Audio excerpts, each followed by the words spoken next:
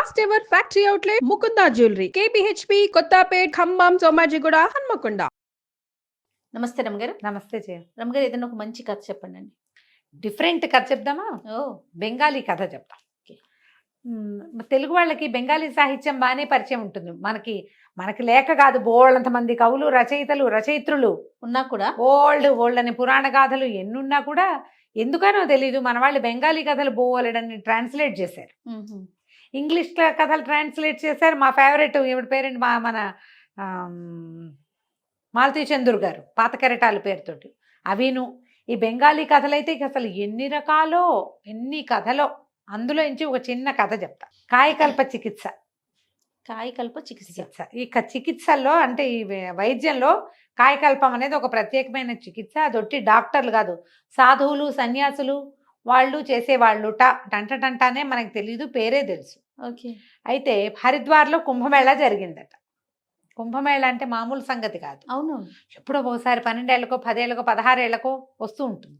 ఈ కుంభమేళాని అటెండ్ అవ్వడానికి కలకత్తా నుంచి ఒక కుటుంబం వచ్చారు. మన్మోహన్ రాయ్ అనే పేరున్న ఒక జడ్జి గారు, రిటైర్డ్ జడ్జి. ఆయన భార్య, ఆయనకు ఒకడే కొడుకు మణిలాల్. ఇతను కూడా జడ్జి అయ్యాడు. తండ్రి సీనియర్ జడ్జి, వీడు ఇప్పుడే జూనియర్ జడ్జి అయ్యాడు. కేతకి అతని భార్య, కోడలు. అయితే ఈ మన్మోహన్ రాయ్ గారికి కీళ్ళ నొప్పులు, వృద్ధాప్యంతో ఆయన రిటైర్ అయిపోయాడు. అప్పట్లో 55కి రిటైర్ అయ్యేవారు. 55 ఏళ్లకే రిటైర్మెంట్. ఈ రిటైర్ అయిపోయాక ఆయనకు 58, 59 సంవత్సరాలనే మోకాళ్ళ నొప్పులు, మడవల నొప్పులు, ఏమిటో నొప్పులు. ఎలాగైనా ఈ హరిద్వార్ జీవితంలో ఒక్కసారి వస్తుంది కుంభమేళ అని చెప్పి బ్యాండేజీ బలంగా కాళ్ళకి, మోకాళ్ళకి చుట్టించుకుని ఎట్టాగొట్టా కుంటుతూ తక్కుతూ తారుతూ ఎటాగొట్టా నడుస్తూ రైలు దిగి వచ్చారు. కుర్రాడికి ఏం పెద్ద ఆసక్తి లేదు. కాకపోతే కుంభమేళ అంటే కొంచెం ఏదో సముద్ర స్నానాలు అవి ఉంటాయి కదా. అమ్మ నాన్న గొడవ పెడుతున్నారని మండలాలు, కేతకి కూడా వచ్చారు. ఇంకా పిల్లలు కలగల, చిన్న కుర్రాడు 30 ఉన్నాయో లేవో. ఆ అమ్మాయి ఇంకా సొగసరి చిన్నది. సరే వెళ్తే ఏమైంది, వీళ్ళు సముద్ర స్నానం అన్నీ చేశారు. ఎటాగొట్ట అట్టగే ఏడుస్తూ, గుమస్తా కూడా. అప్పట్లో ఏంటంటే ఇలా పెద్ద పెద్ద వాళ్ళు వచ్చేటప్పుడు వెనకాల పని చేయడానికి దానికి బెంగాలీ కథల్లో ఒక దాసి, ఒక గుమస్తా, వాళ్ళిద్దరూ ఖచ్చితంగా ప్రతి యాత్ర కథల్లోనూ కనపడతారు. గుమస్తా కూడా వచ్చాడు, సర్కార్ అని గుమస్తా. అటు ఇటు తిరిగారు. ఒక సాధు సంతులు, ఒక జనం కనపడ్డారు. కనపడితే ఈవిడంది, ఏమండి దండం పెట్టుకుందాం, దండం పెట్టినంటే కొడుకు అన్నాడు. ఏంటమ్మా వీళ్ళందరికీ దండాలు దయ్యాలు ఏమక్కర్లేదు, నేను దొంగ మొహాలు ఉంటారు వీళ్ళలో అంటున్నాడు. చిచ్చి అట్లా అనకూడదురా, దండం పెడదాము. ఏమండి మీ కీళ్ళ నొప్పులు తగ్గుతాయేమో, ఏదైనా సాధు సంతులను అడుగుదామండి అన్నది. ఇంకేముంది, చావుకే తగ్గేది నా నొప్పులు, ఇక అయిపోయింది, మన సర్వీస్ అయిపోయింది అన్నాడు ఆయన భర్త, జడ్జి గారు. సరే ఇద్దరు కలిసి వెళ్ళి దండం పెట్టారు. కోడలు కూడా నెత్తి మీద ముసుకేసుకుని, వాళ్ళంతా ముసుగుల వాళ్ళు కదా, దండం పెట్టడానికి వచ్చింది. వచ్చేసరికల్లా నాయన ఏం కావాలమ్మా అని అడిగాడు సాధువు గారు, ముసలాయన. అడిగితే ఏం కావాలి ప్రభు, మాకు అన్నీ కావాలి, మనుషులం మామూలు వాళ్ళం, ప్రతిదీ కావాల్సిందే.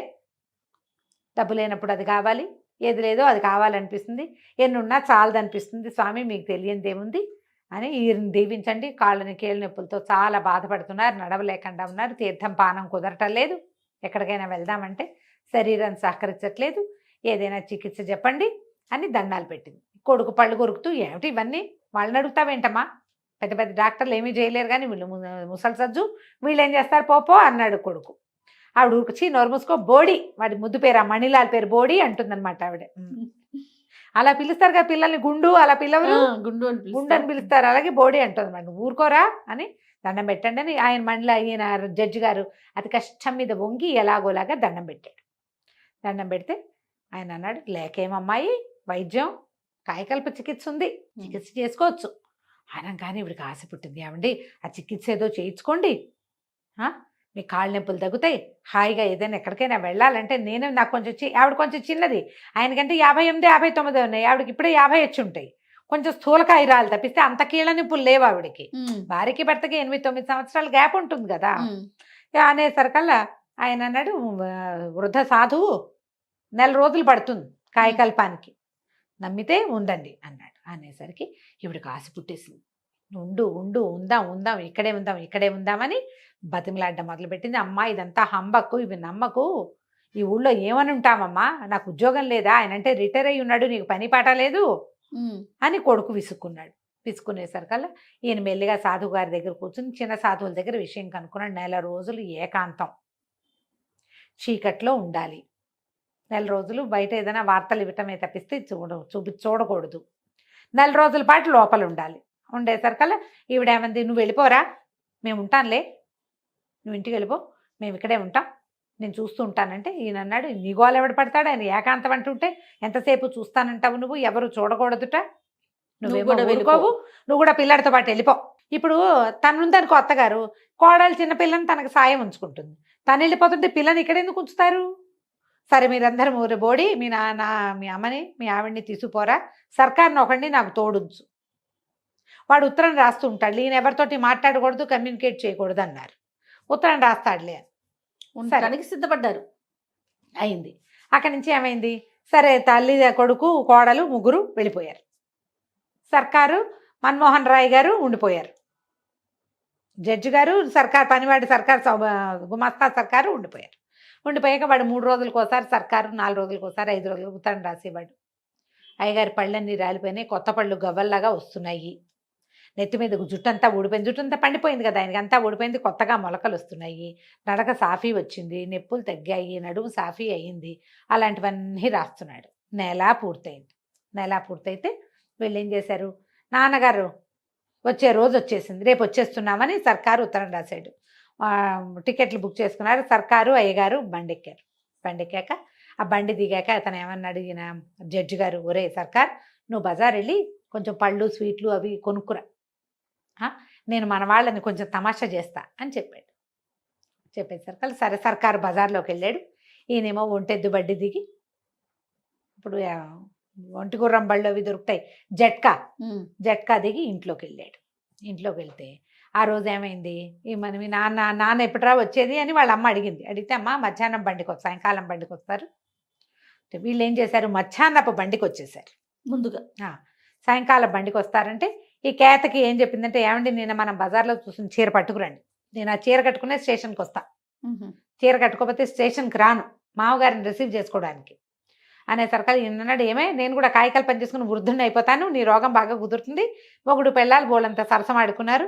తల్లేమో సరే అమ్మాయి ఆమె మేడ మీద ఉన్నారు వాళ్ళిద్దరు, కోడలు ఒక గదిలో, కోడలు కింద గదిలో ఏదో పని చేస్తుంది, అత్తగారేమో పై గదిలో. ఈ పిల్ల ఏం చేసింది, ఏదో పని చేసుకుంటుంది, భర్త ఏమో ఆఫీస్కి వెళ్ళిపోయాడు. మధ్యాహ్నం మామగారు వచ్చాడు. ఈయన లోపలికి వెళ్ళేసరికల్లా ఆ పిల్ల ఏదో పని చేసుకుంటుంది, నెత్తి మీద ముసుగు లేదు. చప్పుడయ్యేసరికల్లా వెనక్కి తిరిగి, అవి వచ్చారు చీర తెచ్చారా అని అడిగింది.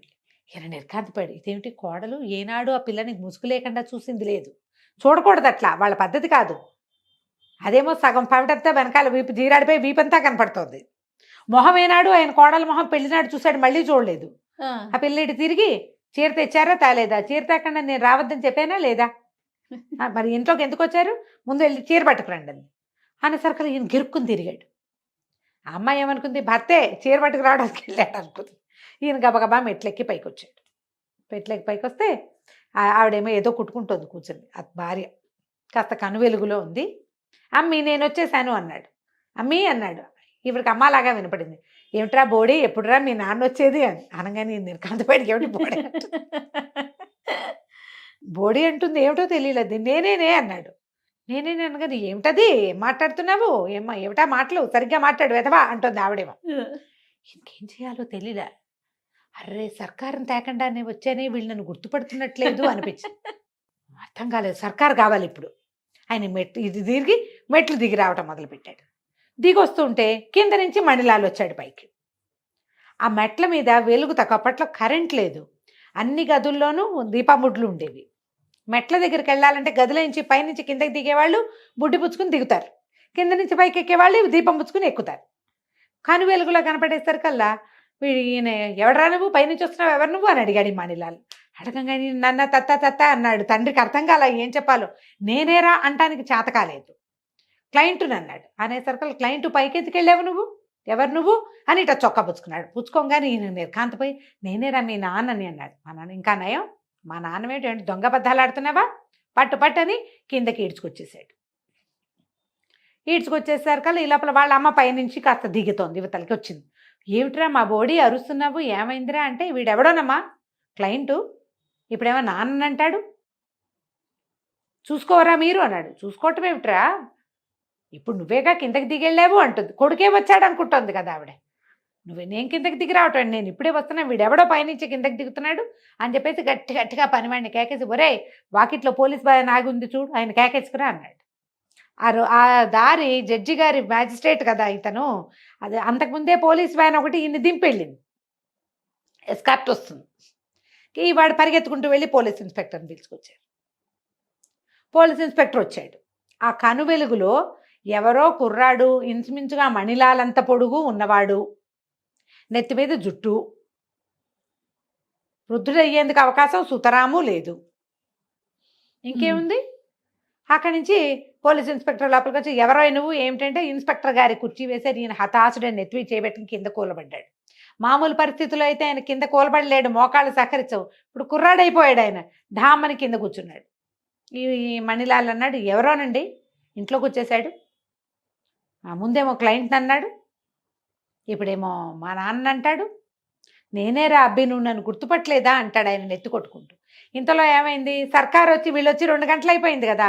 ఆ సర్కారు పళ్ళు పువ్వులు అన్నీ మోసుకుని లోపలికి వచ్చి, అయ్యగారు ఏంటంటే కింద కూర్చున్నారు అన్నాడు. అనగానే మండలాలు నిర్ఘాంతపడి, ఎవరిని రా అయ్యగారు అంటాం. అదేంటి బాబు, మన నాన్నగారే అని ఆ సర్కారు చెప్పాడు. చెప్పంగానే ఆవిడ పరిగెత్తుకుంటూ పైనుంచి కిందకు వచ్చింది. కేతకి సిగ్గేసింది. ఇందాక మావగారేనమాట లోపలికి వచ్చింది, వీపంతా చూపించింది, మొహం చూపించేసింది, నెత్తి మీద కొంగు సవరించుకుంటూ వెళ్ళి ఒక మూల నుంచి ఆయన 2 దీపాలు పెట్టి ఇన్స్పెక్టర్ చూస్తే ఏముంది, నుంచున్న మండలాలు ఒకడు, నేల మీద కూర్చున్న మండలాలు ఇంకొకడు. తండ్రి డిట్టో కొడుకులాగానే ఉన్నాడు. ఆయన ఆశ్చర్యపోయాడు, ఏంటండి బాబు ఇదే, కాయకల్ప చికిత్స చేసుకున్నానండి, అక్కడికి ఉత్తరాలు రాసాము, పళ్ళు వచ్చినాయి, జుట్టు వచ్చిందని, వీళ్ళని సర్ప్రైజ్ చేద్దామని ముందొచ్చేసాను. సర్కారు లేకుండా రావడం వల్ల నేను మీ కాళ్ళ దగ్గర కూర్చోవాల్సి వచ్చింది. ఆ సర్కారు వచ్చి గబగబా రెక్కపుచ్చుకొని లేవదీశాడు ఆయన. మణిలాల్ కూడా నిర్ఘాంతపోయాడు. కాయకల్ప చికిత్స ఇంత చేస్తుందా, మా నాన్న నన్ను చేసేసిందిగా. కోడలు సిగ్గుపడి చచ్చి లోపలికి పోయింది. ఇంకేం చేయాలో తెలియక ఇన్స్పెక్టర్, క్షమించండి పొరపాటు అయింది, ఎందుకు పోలీసులు పిలిచారు బాబు అని అడుగుతున్నాడు సర్కారు. ఇప్పుడు అక్కడ ఎవరో దొంగ అనుకున్నాడు. ఇంతలో ఏమైంది, మ్యాజిస్ట్రేట్ని కలవడానికి ఒక వార్త, టీవీలో వార్తలు పేపర్లో వేస్తారు కదా, వాళ్ళొకళ్ళు వచ్చి వీళ్ళిద్దరిని ఫోటో తీశారు. ఫోటో తీసి మర్నాడు పేపర్లో వేశారట. 25 ఏళ్ల భర్త, 50 ఏళ్ల భార్య, ఇప్పుడు ఏం చేస్తారు వీళ్ళు అని. ఆవిడ లబోది బోమని ఏడుపు. మళ్ళీ చికిత్స చేసుకురా, లేదా ఇంకా 4 రోజులు నేను చచ్చాక ఇంకో పెళ్లి చేసుకుందు కానీ, ఇప్పుడు కొడుకు అంత ఉన్నవాడితోటి నువ్వు నేను కలిసి ఉంటాం ఏమిటంటుంది ఆవిడ. అబ్బాయి 25 ఏళ్ల వాడైపోయాడు ఆయన. అదే పళ్ళు ఊడిపోయినాయి, కొత్త పళ్ళు వచ్చినాయి, జుట్టు అంతా ఊడిపోయింది, తెల్ల జుట్టు అంతా, మళ్ళీ ఫ్రెష్ జుట్టు వచ్చింది. వాడు చూస్తే అన్నయ్య భార్య, తమ్ముడు పక్కన, కొడుకు పక్కన నుంచుంటే ట్విన్స్ అల్లే ఉన్నారు వాళ్ళిద్దరు. కోడలంటే, ఓహో 50-60 ఏళ్ళు వస్తే మీ నాన్నలాగా అవుతారా మీరు, కర్మ అంటుంది. ఎవరైనా మనకి 25లో 30లో తెలియదు కదా, 50 వచ్చాక ఎలా అవుతామో మనకి ఎట్లా తెలుస్తుంది. అప్పుడు వార్తల్లో కూడా పడ్డారట వాళ్ళు. కాయకల్ప చికిత్స చేసుకుంటే భార్యాభర్త ఇద్దరు చేయించుకుంటే ఇద్దరు యంగ్ అయ్యను. ఆవిడ ఇక్కడే ఉంది, ఆయనకి మోకాళ్ళ నొప్పులు పోవడం కోసం చేస్తే ఇదిగో ఇది అయ్యింది అనమాట. కథ కంచికి మనం ఇంటికి. బాగుంది రమ్మగారు. నమస్తే. నమస్తే.